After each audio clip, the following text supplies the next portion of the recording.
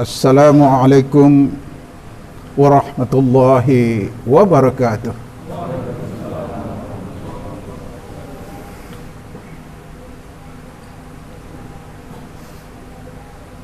Allahu Akbar, Allahu Akbar, Allahu Akbar. Allahu Akbar, Allahu Akbar, Allahu Akbar, Allahu Akbar, walillahil hamd. Alhamdulillahillazi hadana li hadza wa ma kunna linahtadiya laula an hadana Allah.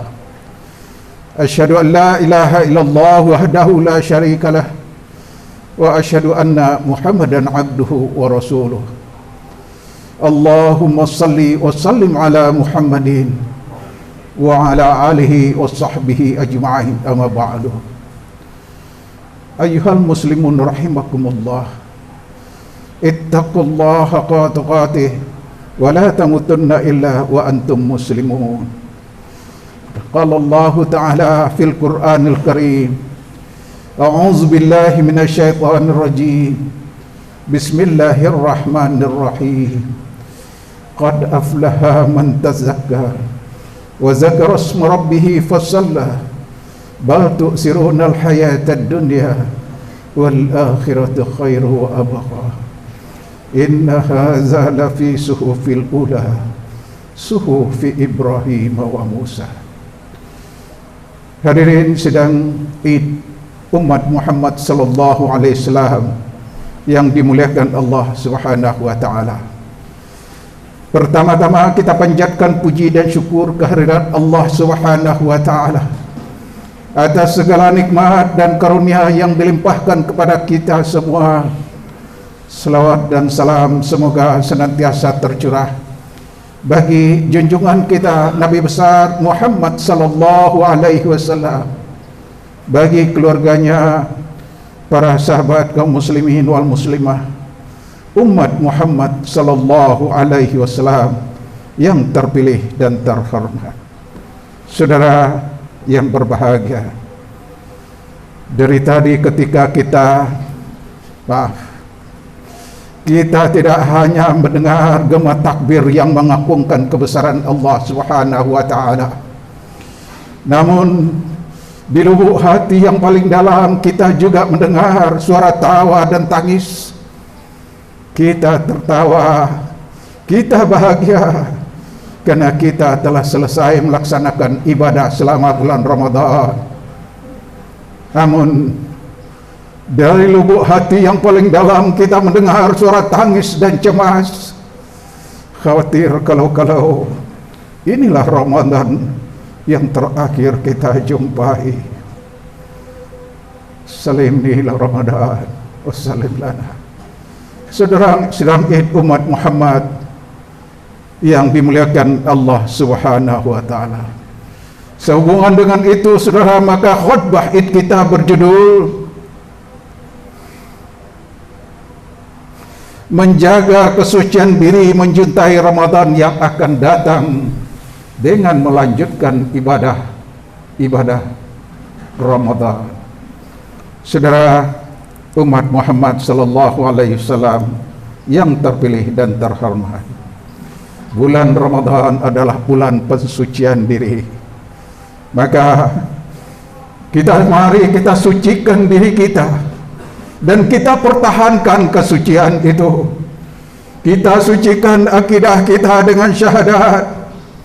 Kita sucikan harta kita dengan zakat. Kita sucikan pergaulan kita dengan maaf. Kita sucikan diri kita dengan salat, dan kita sucikan hati kita dengan zikir kepada Allah Subhanahu wa taala. Sucikan akidah dengan syahadat, asyhadu an la ilaha illallah wa asyhadu anna Muhammadar Rasulullah. Saudara, akidah ini ibarat pohon, dia adalah urat, saudara.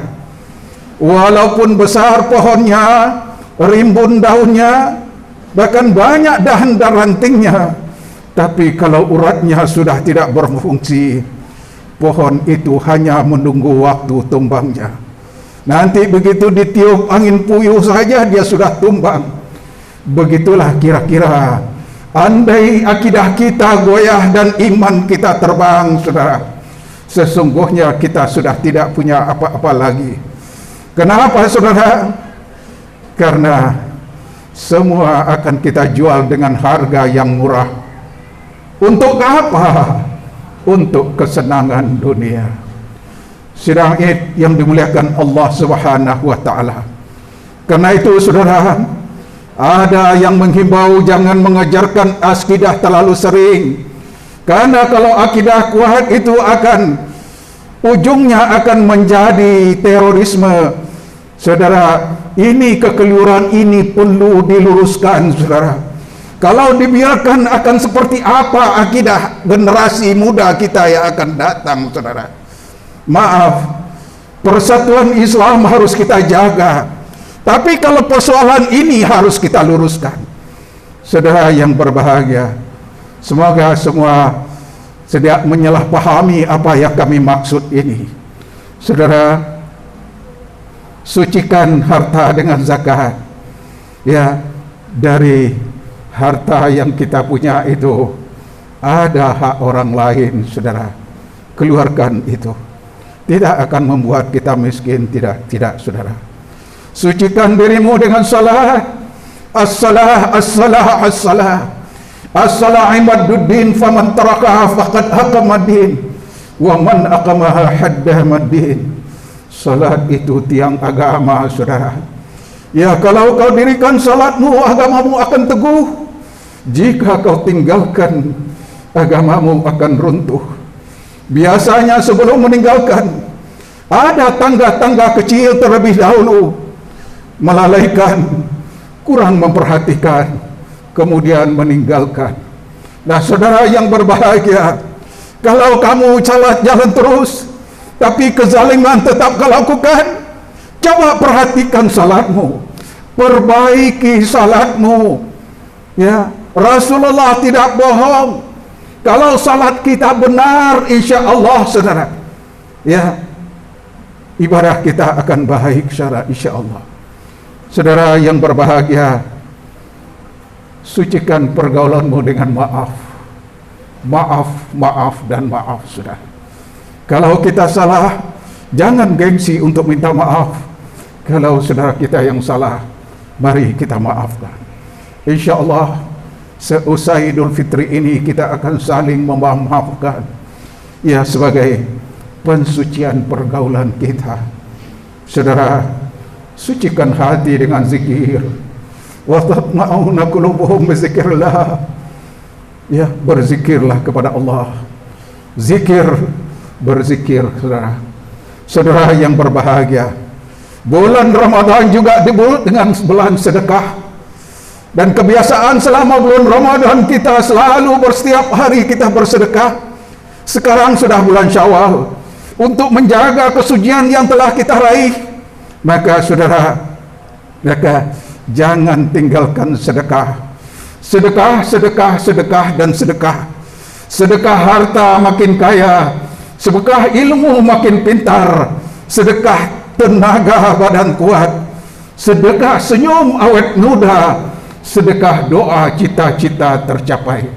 Karena itu, saudara, jangan takut miskin kalau bersedekah. Tidak ada orang yang miskin bersedekah, saudara. Justru orang yang rajin bersedekah itu, ya, pintu rezekinya dari mana-mana, dari arah yang tidak ia duga-duga. Wa may yattaqillahu makhraja wa yarzuqhu min haitsu la yahtasib. Sekiranya kau bersungguh-sungguh bertakwa kepada Allah, ya, memberikan hak ingat kepada saudara-saudara yang lainnya, insya Allah Allah akan memberi rezeki dari arah yang tidak engkau duga-duga. Saudara yang berbahagia, ya, sedekah harta makin kaya. Tidak ada yang miskin karena sedekah. Sebuah ilustrasi ketika seorang musafir yang kehausan di padang pasir, sangat haus sekali.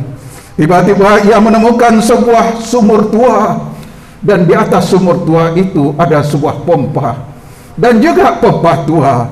Maksudnya hendak dia mengambil pompa itu Tapi ternyata di atas pompa itu ada tulisan, sumur ini sudah kering. Dia coba memompanya, ternyata memang sudah tidak keluar airnya. Tapi ketika ia melihat ke atas, ada sebotol besar air yang penuh dengan air. Kemudian dia ambil air itu, lalu dituangkan untuk memancing pompa tadi, maka keluarlah air yang banyak, saudara. Nah, itulah sedekah itu, saudara. Sedekah, sedekah, sedekah, dan sedekah. Ya, sedekah. Karena itu, saudara, perbanyak sedekah. Mari kita gerakkan masyarakat kita agar gemar bermasyarakat, bersedekah. Misalnya, saudara, barangkali kalau saudara berbelanja di Medmart, di super ada itu, ya, Indomart, Alfamart, dan segala macam. Ya, kalau ketemu sama yang punya, bilang sama dia, atau Anda pesan sama orang pelayannya, katakan, Pak, alangkah indahnya kalau di tempat itu Bapak buat tulisan di situ, Anda bilang Anda senang menginginkan makan yang ada di bawah ini, silakan ambil gratis.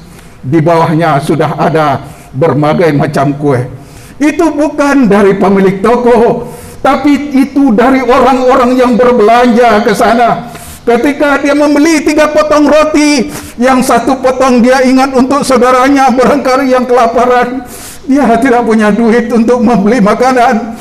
Dia datang ke toko itu, dia lihat ada roti gratis. Masya Allah, alangkah indahnya Islam itu, saudara. Nah, saudara yang berbahagia, mari kita hidupkan, kita gemarkan masyarakat kita untuk bersedekah. Dan Anda tidak akan miskin karena sedekah.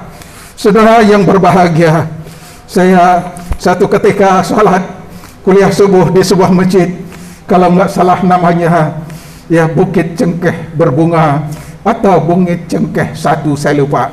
Tapi yang saya ingat, ketika saya masuk ke ruang masjid, di pinggir di dinding itu ada tombol untuk absensi. Saya tanya, saya melihat beberapa orang masuk, kemudian dia pencet tombol itu. Lalu saya tanya, ini apa? Saya bilang, wah, ini Buya, ini tombol untuk absensi saudara-saudara kita, khusus untuk para pemulung dan tukang ojek. Katanya, maksudnya, saya bilang, maksudnya kalau dia nyampe di sini kemudian dia pencet tombol itu absensinya, nanti di akhir bulan akan dihitung ya dia berapa kali satu hari salat berjamaah di masjid itu, kemudian dia mendapat reward. Ada yang 750.000 sebulan, ada yang 500.000 dan macam-macam. Itu bukan dari pengurus masjid, uang kas, bukan, tapi dari iuran para jemaah, ya, agar ya saudara-saudaranya yang kurang beruntung dalam rezeki, ya, mereka ya salat berjamaah di sini. Masya Allah, banyak cara yang bisa kita lakukan untuk menggerakkan masyarakat kita, ya, agar gemar bersedekah. Saudara yang berbahagia, barangkali saudara, ya, di bulan Ramadan ini biasanya yang biasa dilakukan oleh ibu-ibu istri kita, ya, pakaian bekas yang ada di rumah kita, biasanya ada yang sudah dicuci dulu, ada yang begitu digelontorkan, dikirim ke kampung untuk dibagikan kepada saudara-saudara kita yang di sana, dan mereka dengan senang menerimanya. Saudara, sebelum lebaran dia cuci lalu dia setrika, saudara.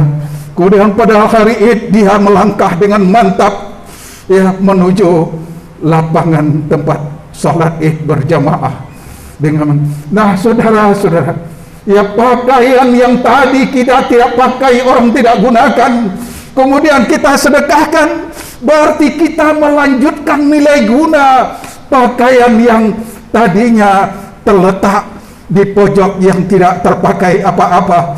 Masya Allah, saudara yang berbahagia, betapa indahnya Islam itu. Karena itu, saudara, mari kita gerakkan, Kita mulai ibda' binafsi, mulai dari diri kita. Kita gerakkan agar masyarakat kita gemar bersedekah. Apalagi pada saat-saat COVID ini, saudara, kita barangkali bisa tersenyum, tapi saudara, kita mungkin tersenyum tapi miring senyumnya, saudara. Saudara, umat Muhammad sallallahu alaihi wasallam, sedekah, saudara, sedekah tenaga badan kuat, ya sedekah senyum awet muda, sedekah doa cita-cita tercapai. Saya tidak akan membahas semua, saya ringkas-ringkas saja. Sedekah doa cita-cita tercapai. Karena itu saya mengimbau saudara, doakan saudara-saudara kita kaum muslimin wal muslimah. Kalau kita rajin mendoakan mereka, insya Allah kita juga akan didoakan oleh mereka.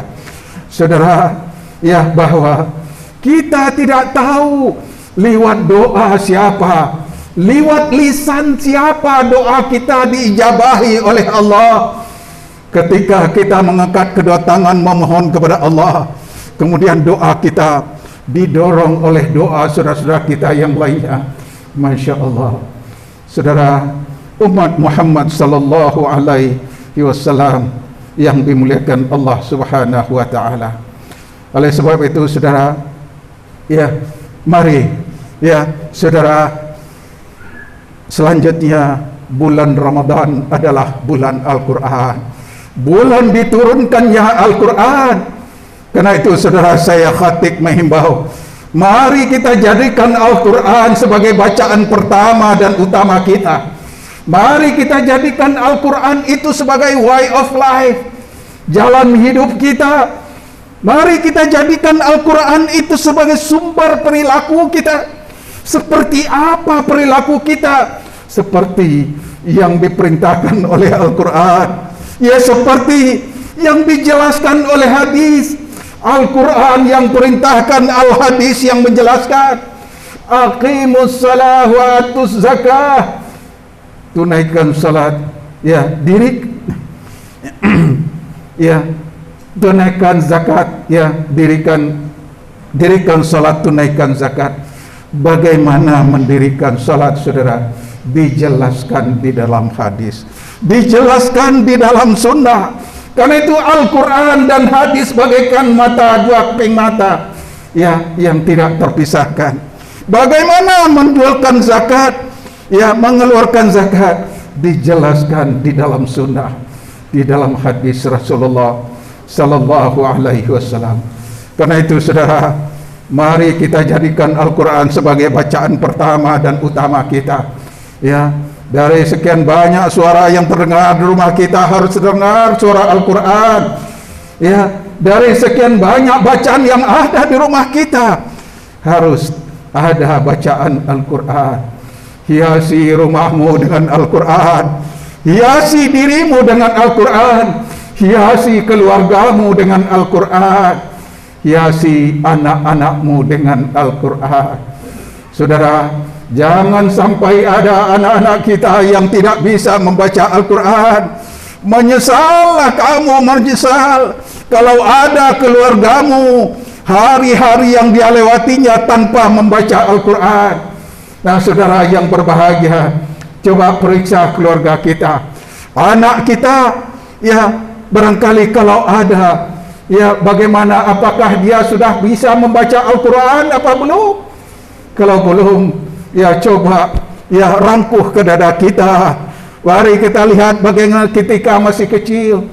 Saudara, ketika kecil umur 8 tahun, 9 tahun kita sudah bisa membaca Al-Quran.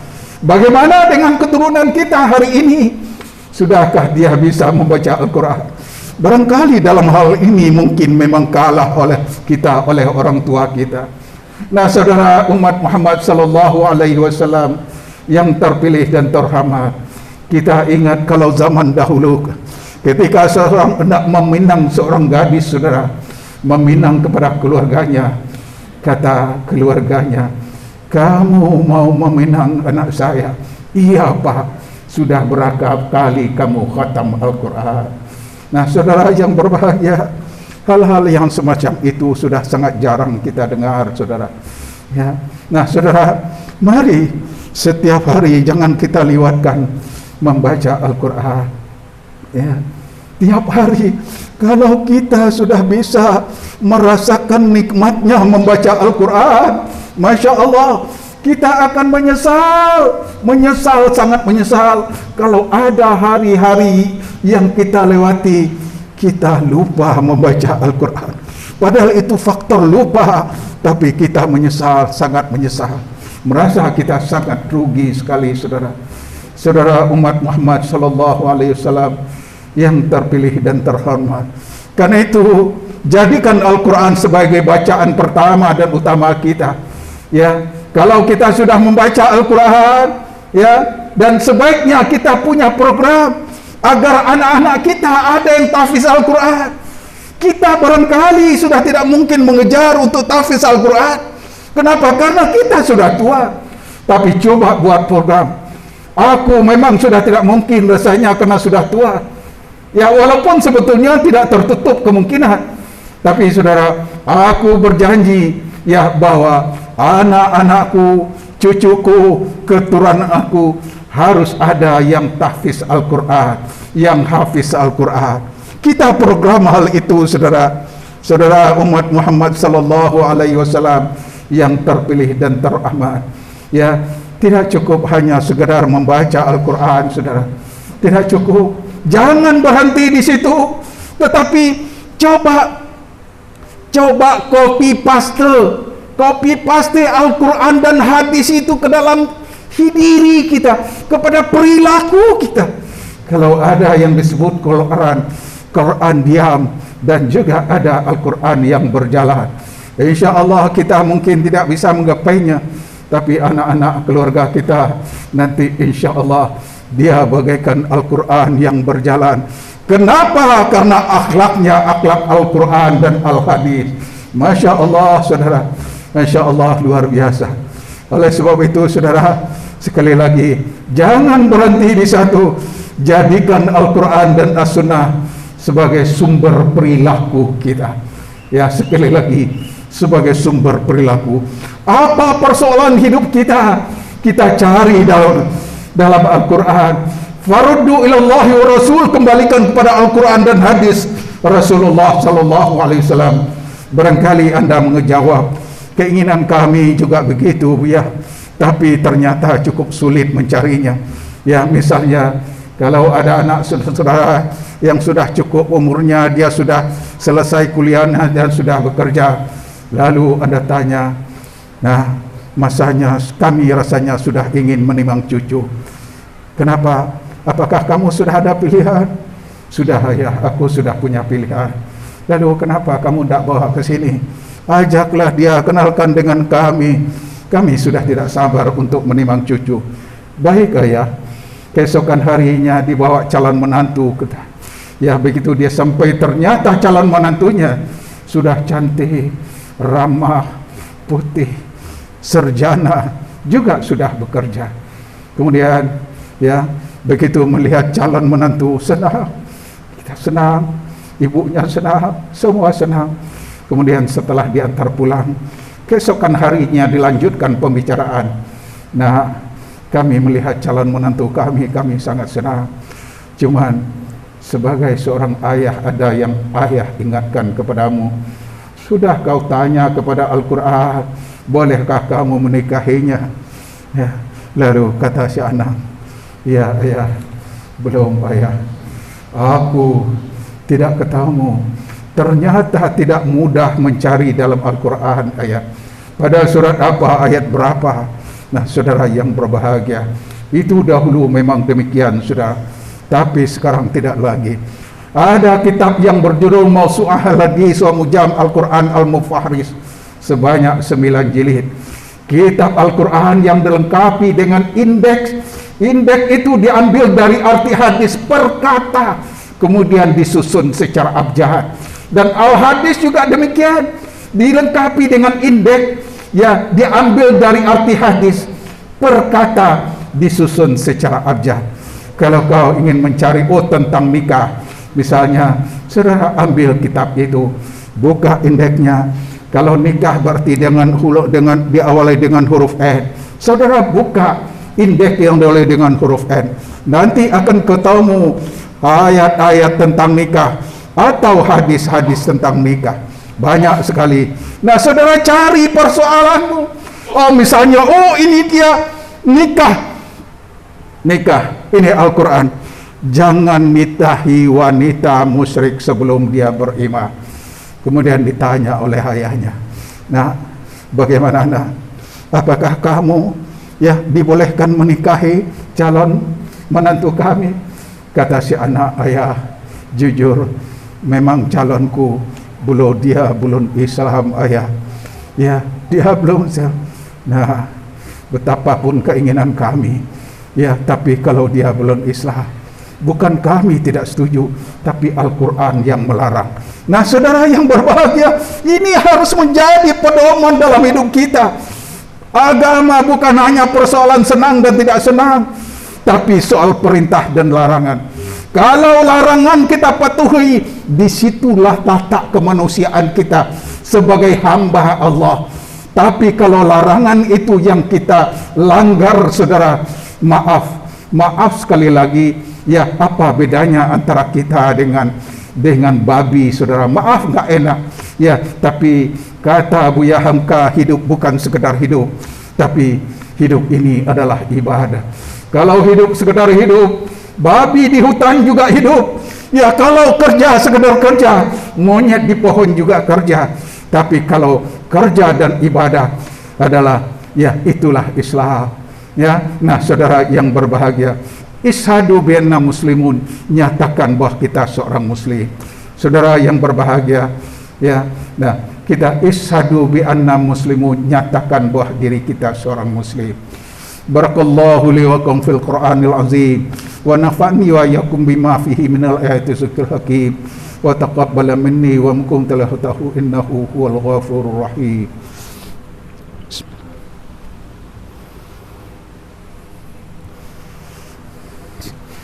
Alhamdulillah, nahmaduhu wa nasta'inuhu wa nastaghfiruh, wa na'udzu billahi min shururi anfusina wa min sayyiati a'malina, may yahdihillahu fala mudilla wa may yudlil fala hadiyalah.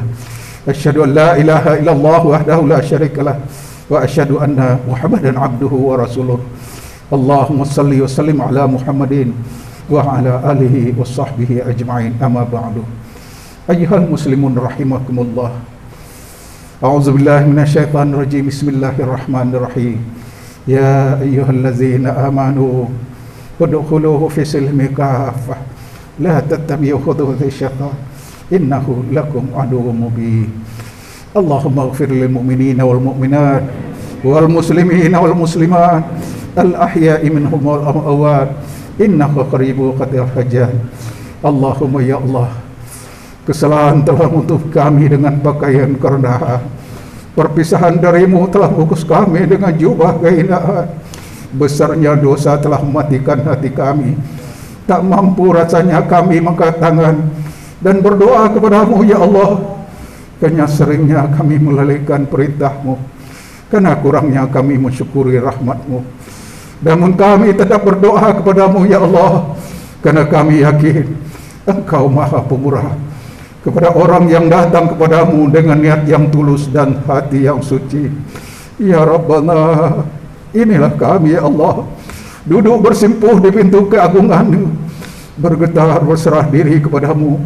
Ingin kami sampaikan pengakuan hamba-Mu yang rendah dan hina ini, yang kadang-kala mengecilkan kebesaran Tuhannya, yang dosanya semakin membesar bersama hari-hari hidupnya, sampai saat berbuat telah terlambat, maut telah datang menjemputnya. Kala itu yakinlah ia tiada lagi tempat berlari dan berlindung kecuali naung-naung ya Allah, ya Allah, ya Rahim, ya Rahman. Rabbana atina fid dunya hasanah wa fil akhirati hasanah wa qina azabannar. Subhana rabbika bil izzati amma yasifun. Wassalamu ala mursalin walhamdulillahi rabbil alamin. Assalamualaikum warahmatullahi wabarakatuh.